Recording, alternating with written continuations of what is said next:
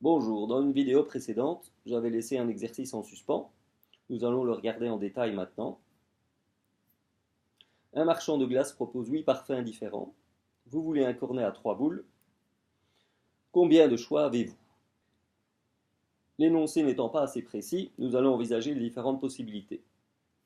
Première possibilité, on suppose que l'on prend 3 parfums différents et que l'on ne tient pas compte de l'ordre. 3 parfums différents, cela veut dire pas de répétition. Sans tenir compte de l'ordre, cela indique une combinaison. Et donc il suffit de choisir 3 parmi 8. C'est 8, 3 est égal à 56. Autre possibilité, on prend 3 parfums différents en tenant compte de l'ordre. Si l'on tient compte de l'ordre, c'est un arrangement. 3 parfums différents, pas de répétition. C'est donc un arrangement sans répétition. A 8, 3, c'est égal à 8 fois 7 fois 6. Ici, 336.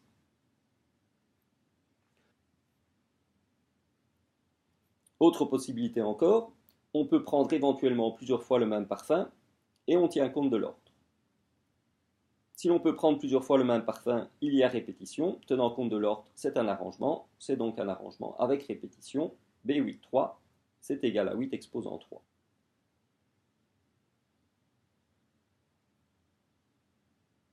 Enfin, dernière possibilité, on peut prendre éventuellement plusieurs fois le même parfum, mais on ne tient pas compte de l'ordre. Ce cas-ci est un peu plus difficile, essayons de voir comment faire.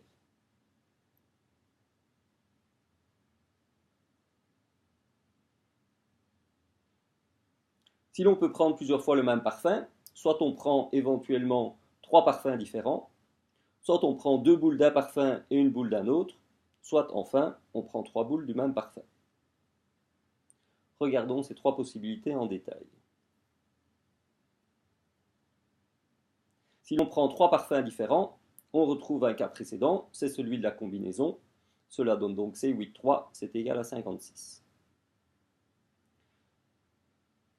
Si l'on prend 2 boules d'un parfum et une boule d'un autre, il faut choisir un parfum pour les 2 boules, C8, 1, et il faut choisir un parfum pour la troisième boule, C7, 1, cela donne 56. Enfin, si l'on choisit les 3 boules du même parfum, il faut choisir un seul parfum parmi 8, c'est donc égal à C8, 1, c'est égal à 8. Faisons l'addition, cela nous donne 120 possibilités.